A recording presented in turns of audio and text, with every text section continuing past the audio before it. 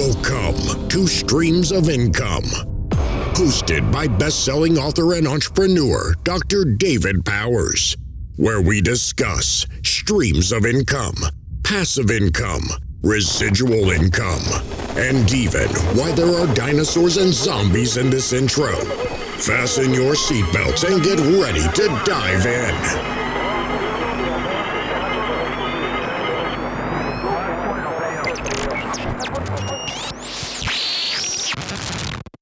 Hey, everybody, welcome to the Streams of Income podcast, and I'm David Powers, and I'm glad you're here because this is a good friend of mine that I met through the Membership Freedom Mastermind group, and some amazing people in there. And I'll tell you what, just for giggles, because it's a Streams of Income podcast, I'll put the affiliate link to that group in the show notes, and that way you can join me and Jason and get some of that expert Jedi level knowledge that we throw down in those group calls.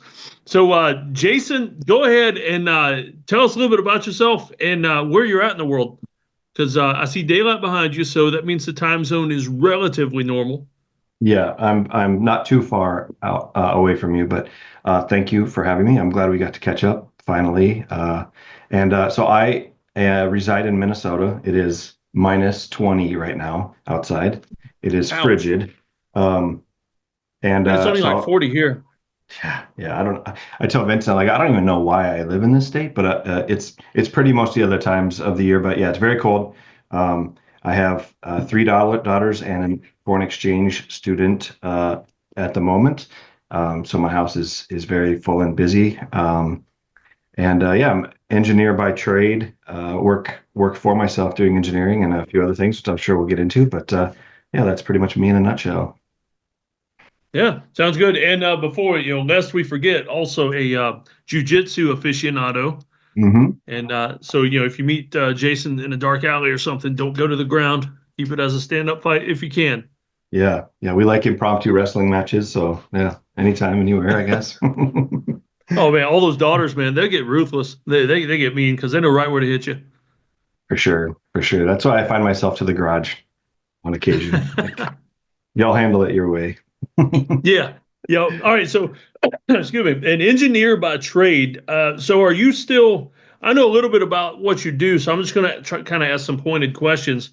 Are you still working for like an engineering firm or anything, or like that's in the past and gone and you moved on to something new now? I don't. I started that path as a corporate engineer it was up until 2020. And I could just feel like myself not liking going to work. I hated like driving into work. I hated everything about it. And I was like, man, I'm just like I don't know. Like at that point, I had never put my finger on why I did not like it. I thought it was something wrong with me at the point. So at 2020, it was kind of like the breaking point. I turned 40. Maybe it was a midlife crisis. I don't know, or maybe it was what was going on in the world, but I just was like, no, I'm done with all this. So I broke off onto my own in 2020, August of 2021. I said, I'm done with this. And so that was my first Did you do a send-off like that where you kind of just like threw everything off the desk and said, screw you guys, I'm heading home? Not really. Like I wanted to, but I'm like, I have those moments where those thoughts crop to my mind. I'm like, yeah, I should probably not do that. As I get older, I'm less inclined to kick over desks and things like that. But so that's kind of what led me to working for myself, and it's been great. I don't miss the corporate politics. I don't miss the schedules. If I want to take a day off, I ask myself, and I usually grant it. So. So with the engineering stuff, you've I'll tell you what, just go ahead and tell us exactly what you do now, like your business name and all that, before I get into some of the prepper questions. Sure. It's just called Illum Design and Innovation, and I don't really have a website or anything like that. It's just me, mainly word of mouth. And so mechanical engineer, so I can design anything from, I've done robotics to boats to trolling motors to snowplows. So just about anything people need built, I can take it from a napkin to production. So it's pretty cool.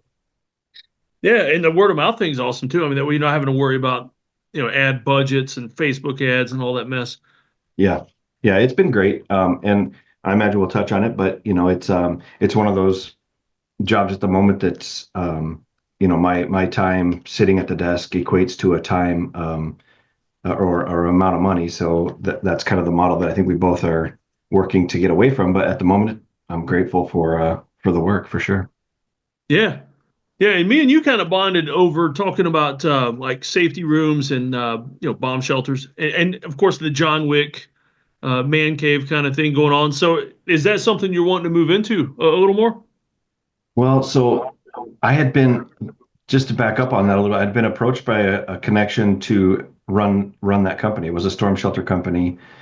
We wanted to branch into safe rooms and things like that. And so I came on kind of as a president of it just to see if we could revitalize it. We have since decided to close that. It was a difficult business to run, and we actually owned the design and then just sold it to contract manufacturers. But it's for a few reasons, we decided to close. It was easy to replicate. We had to manage contract manufacturers. It was a little tough business, but it's still an interesting topic that we looked into as far as like luxury safe rooms, but just felt like where we both wanted to be didn't really fit like our lifestyle. So we made the decision to close that just like in the last month or so. Yeah. Okay. Yeah. So that's all changed since we talked about that. Yeah. So are you still thinking about going that route with safety rooms or anything, or just only if it comes up? Well, it was a very interesting topic, but I don't think so. It was yeah, like I said, it was just tough to manage, tough to deal with. Like if you want to design and install something, you've got to have some contractors, you've got to have reputable contractors and things like that. And we both, me and my partners, decided like where we're trying to go lifestyle wise doesn't fit. The model isn't what we want to do. So it was just kind of a mutual decision to say, this isn't it. Yeah. Okay. Yeah. I mean, my dad's he's an exterior remodeler, and he was old school, and so basically just built his business, and it's him. It's he's the job. Yeah. And unless you have some good managers and all that, you're just constantly on the road and constantly answering the phone, and takes the fun out of making what little bit of profits you can eke out of that. Yeah. Yeah. And we're both kind of in the same like this, and this wasn't a skill that I had previously in like evaluating and saying no if it doesn't fit a criteria. It was just like, both being entrepreneurs, we're just kind of like our ADHD got the best of us sometimes. We're like squirrel, so we saw this, we're like, looks good. But then, like, I think our discretion is just like, this does not fit what we both want to be doing. We're both about the same age. And so I think that being able to say no quickly and just pull the plug or not do something is a skill that I'm really thankful I learned a little later than I'd like to, but Yeah. Yeah. No, I mean, that is a big skill that I guess the last few years I see it everywhere. People talking about how to say no, or how to say no and keep them as friends. I mean, just all the different business topics like that. And it yeah, is hard because if you're a go-getter and an entrepreneur, people know you're going to get stuff done. And so they always come to you instead of anybody else. yeah, yeah. And like I said, I learned that recently. I was not always like that, and I found myself like trapped in situations or businesses that were very difficult to get out of. Um, had I just said no or this doesn't fit, I would have avoided that pain. But a lot of great lessons came from them. But yeah, like I started a jiu-jitsu academy and opened a franchise of a home service business in the same year, and built my own house in the same year, and like all those things. Just it was terrible and great at the same time. But I wouldn't advocate for doing anything like that again. Yeah. Yeah. I mean, any one of those could be successful and make you a lot of money, but all those at the same time, that's a little rough. And family, Yeah. Trying to fit family in between each little, spot of time. Right. And none of them fit. None of them fit what I wanted, So Yeah. it, which I guess I learned that through that process was like, you have to just find that first, that's got to be your litmus test, I guess. Yeah. Yeah, definitely. So, what streams of income are you doing now, or is it like you finally dialed in where it's just the engineering? At the moment, I just do engineering. I got rid of the Jiu-Jitsu Academy. We closed our franchise again for the same reasons we got rid of or got out of the storm shelter business. And so, yeah, doing engineering, and I'm working towards kind of like that membership model that, um, that group that you referred to that we're in, is kind of the way I want to go.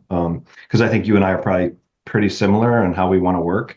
Um, at the end of the day, I just want to be able to, go outside and cut down wood and, play with my animals or hunt or whatever, whenever I want, and be able to work with whoever I want when I want. And so that really has kind of led me to prune off some things and to just really focus on what's like the next step on in my path. And really, it's just about like I never like put my lifestyle as the forefront. I always just put like, this is what I have to do. This is what, and some of it's what I need to do. I have kids I have to support, but as I kind of get later in my career, I feel like you got to be lifestyle focused and work around that. And so that's kind of why the pruning has to take place. Sometimes it's forced and sometimes it's decided, but at the end of the day, I think I just want to be able to do what I want when I want and make money on the Oh side. yeah, definitely. I mean, my experience with engineers is, like I said, through my dad's business. Like he's on the coast down in Myrtle Beach, and so he has to have a structural engineer. Like he builds sunrooms and stuff, and so every single one of them has to have stamped engineering for that. And they have never, as much as he goes to this company, they've never had any kind of membership model or anything. It's always one off, like $500. Here's the engineering for this sunroom, for mainly wind code, hurricane codes and everything. So what kind of, I guess, availability is there within engineering for like recurring income or a membership? Because I'm not familiar enough with that industry to see where I can picture that. There's not a lot really, and quite frankly, I'm interested in moving past engineering. I've almost like Okay. reached the point of, it's been fun. I like it as a creative outlet, but I don't. It's not something I can see myself doing a long time from now. I always think about that, but I don't think there is really. Yeah. I wish there was. I read I read a book a while back. I think it was The Architect Entrepreneur. Yeah, I probably should have got it off the shelf before we started talking. 'Cause I was trying to figure out, because my dad's getting older, because of the way he built the business, he can't sell it because nobody wants to Mhm. buy an 80-hour a week job where you barely make anything. And Yeah. so I was trying to search up ways to do recurring income for him, or at least income off of what he's already done, like the Mhm. plans and the engineering and everything. And there's this dude called the Architect Entrepreneur that wrote some books, and he's pretty neat. But he's gone the same route most of us have, like trying to Mhm. monetize YouTube, um, trying to create planned books, that kind of thing. But Yeah. that still feels very traditional. I mean, it's almost like you have to find a way to break through the mold somehow to do that. Yeah, and that's a really interesting topic you bring up, because that's kind of the direction I've been heading, with my memberships is just like, and it's been like a long process too. It's like, how do I combine all these things that I know, like my proclivities, engineering, like is very process and system driven. Like owning a franchise is like, I've really thought about what you just said, like, because I've been interviewing a lot of these like entrepreneurs similar to your dad, like home service companies, and like that's kind of what the focus I want it to be on is these guys like build a business, but it's just them.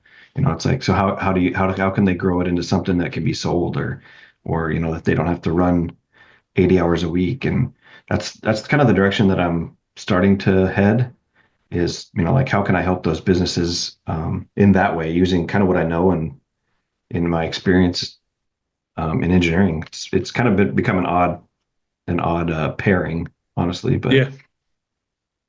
but Yeah, yeah, and I you're right. read every There's book I could find on that topic too, as far as uh, gearing up a business to sell it. And I mean, he's been trying to sell it for years, and I've tried to, I've listed it on all the websites, that kind of stuff, to do what I could to help him.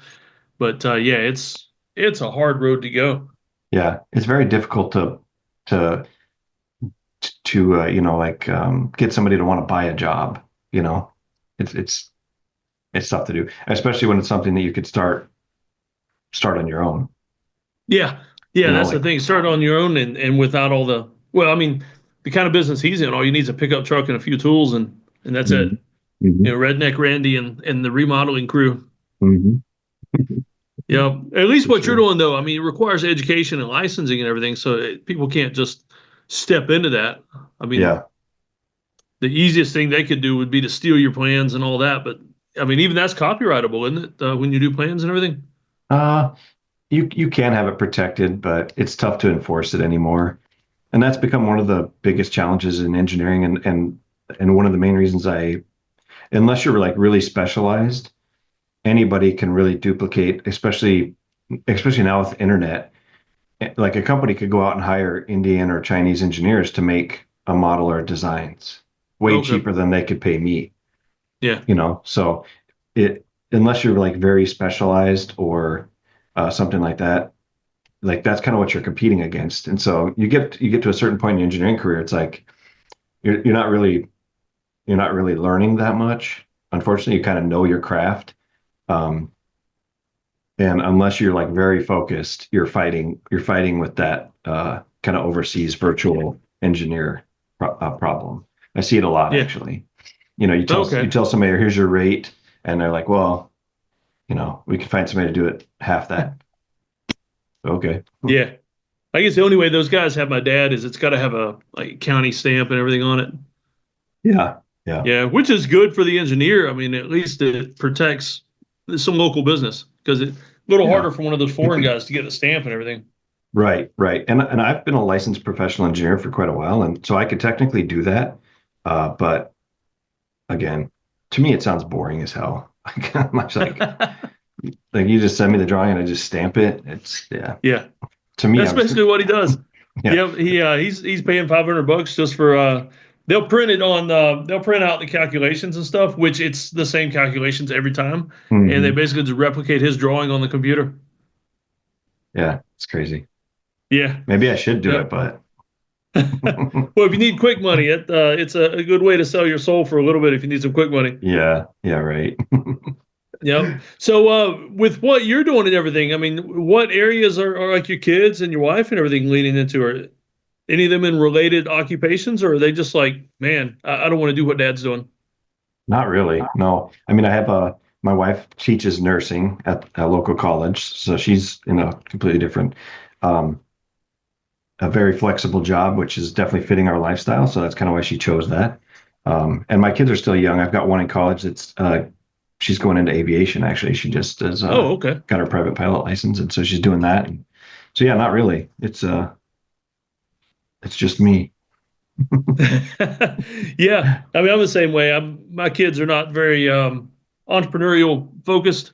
Like one of my boys is working for my dad in the construction company, and the next one down is in welding school. He's still in high school, but he's doing the welding program, like dual Nice. enrollment, and he enjoys that.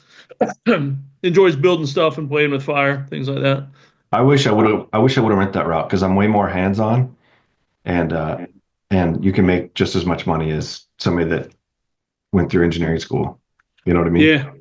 Oh yeah, yeah. With the because I'm near Clemson University, there's a big engineering school there for my state, and looking at those kids spending several $100,000 for that 4-year degree, and then the tech college next door is spitting out welders and auto body techs and stuff like that, Mhm. making more money. Yeah. Yeah. I wish I would have, but what do you do? Yeah, yeah. The best we can do is encourage our kids to think better than we did. Yeah.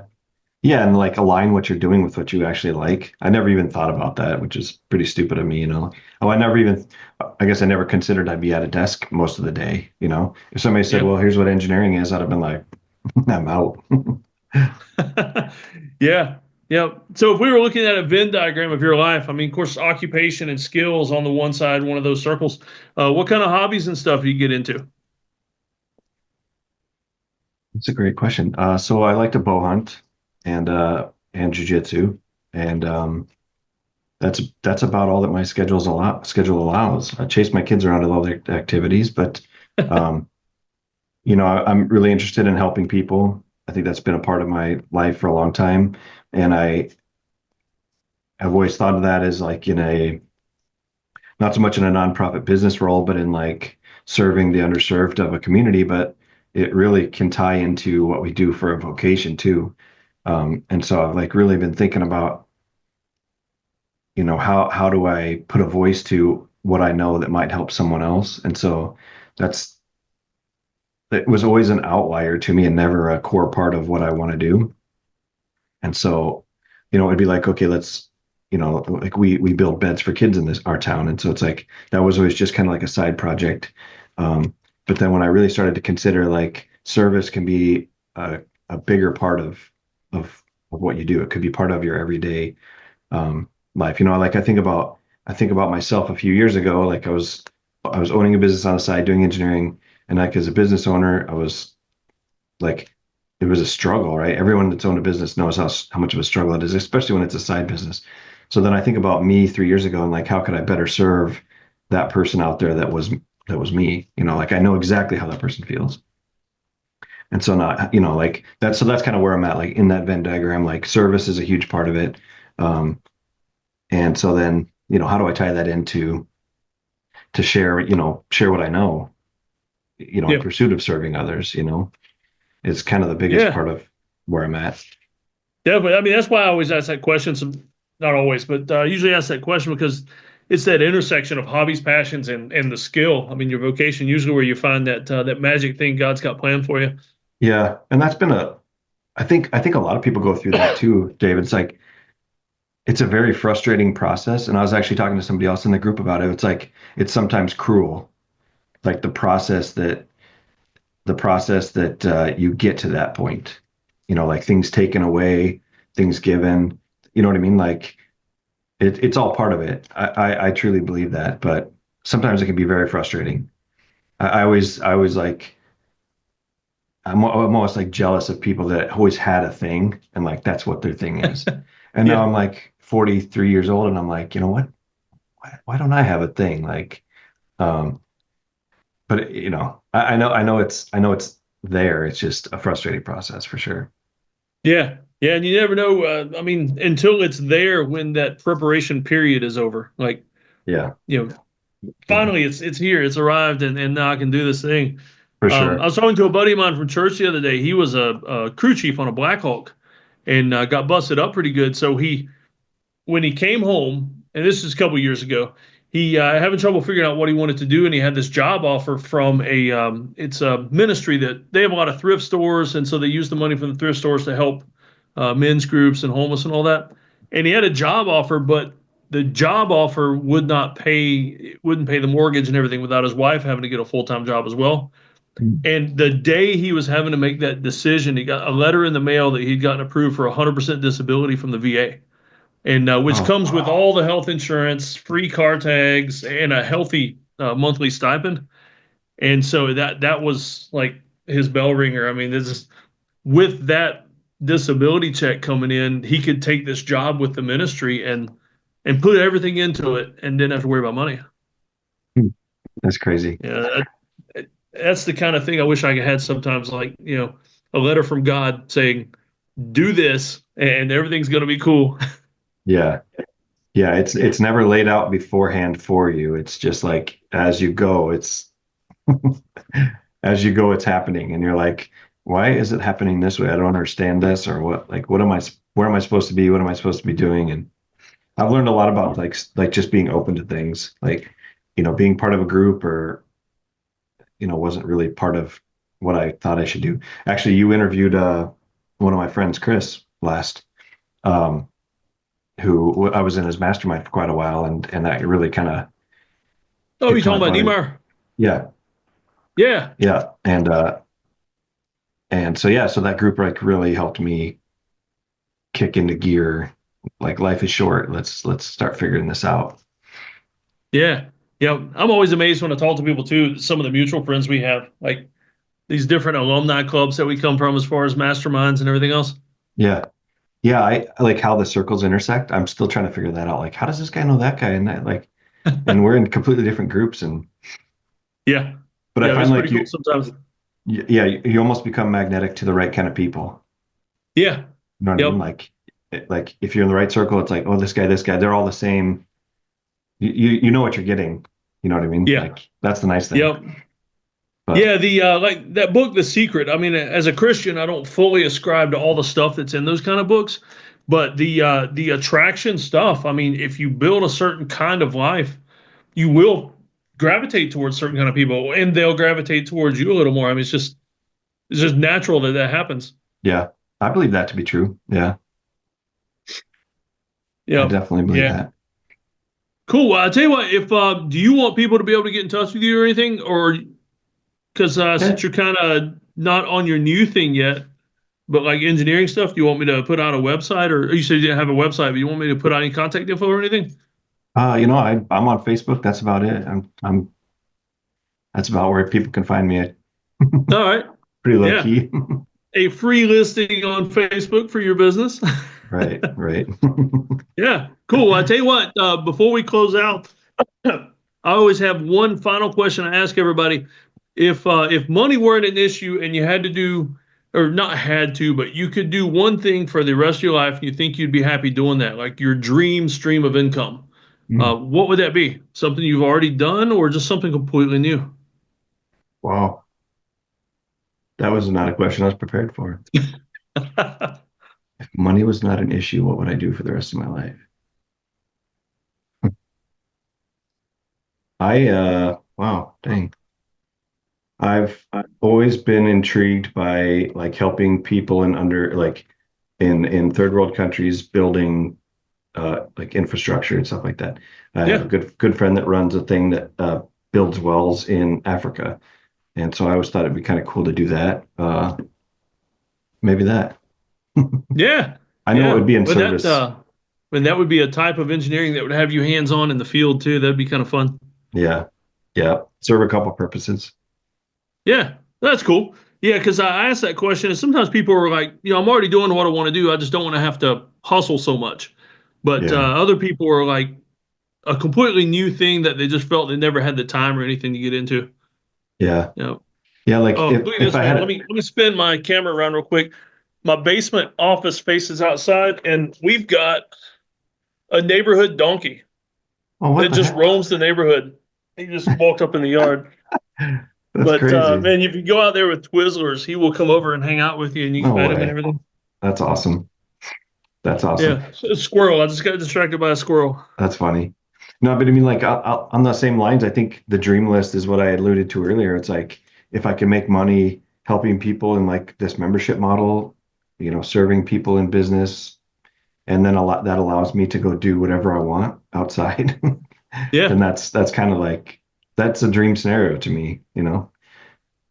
But it's hard. Like I'm programmed to the corporate world, and Oh man. I make myself take naps in the middle of the day just to break free of like this.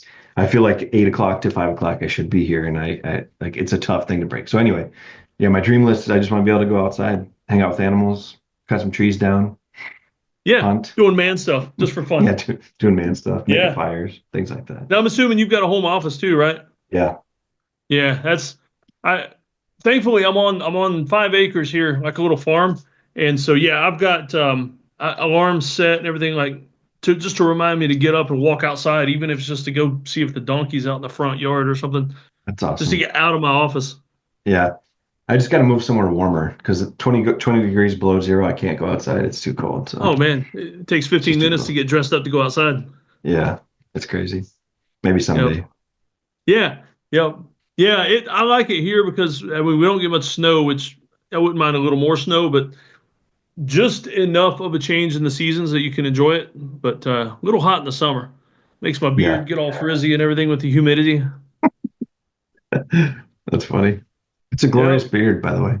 Oh, thank you, thank you. It at one time it was down to my belt, and I used to enter Whoa. beard competitions and stuff. But weird problems like it would get caught in the seat belt and stuff when it's that long, or Yeah. you'd be riding a mountain biking and it'd blow up in your face. No working around rotating machinery. Oh my goodness! I actually knew a beard competitor that his beard got caught in a drill, and it actually ripped a bunch of skin and everything off. Yeah, so yeah, weird problems. Dang. Dang. I Well, I'll don't tell have you to what, worry man, about it. I'll let you go, and we can get back to wrestling those daughters, or show them who's boss, whatever you got to do. All right, man. It was nice talking to you. Yeah, thanks for being with me. All right, see you. Hey, everybody, I just wanted to mention one last time before you go. If you ever want to do any brainstorming, let's say you listen to one of these podcasts and you thought to yourself, Dave, that was an amazing guest. And your interview questions were so thoughtful and introspective and inspiring. It made me think about something new, but I don't have anybody to talk to about this. Well, that's what I'm here for. If you ever want to do a brainstorming session, I don't charge the same price for those that I do my regular coaching sessions, because the coaching sessions are, that's like a long-term thing. I work with people and hold their hand and tons of homework, stuff like that. But if you ever want to just get on a call and do some brainstorming, I love doing those. I love meeting new people in different occupations, things that I don't know anything about, and have them tell me all their secrets, all their goals, all their dreams, and we brainstorm new income ideas. And you know what I really like? Let me tell you a secret. One of the things I really like doing is helping people see how they can make additional income or create new income streams based off of things they're already doing. In other words, don't add another job. Don't take on another part-time job. Don't add 15 side hustles to your existing income streams, or stream, if you're possibly in a full-time W-2 job. What I like doing is brainstorming with folks. It's like my specialty, and helping them figure out how to make money, more money, new money, sometimes passive money, with things they're already doing. And so if you want to do a brainstorming session on something like that or anything else, I mean, I don't mind talking about anything.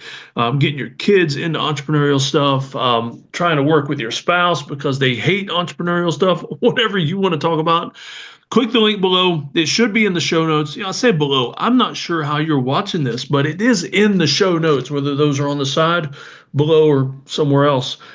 But check the show notes. There's a link in there for the $99 brainstorming sessions. And, if you want to, feel free to email me. Ask me if it's the right fit for you before you book, whatever you want to do. But just be sure to get the help you need to make sure that you're able to take those next steps toward your income streams.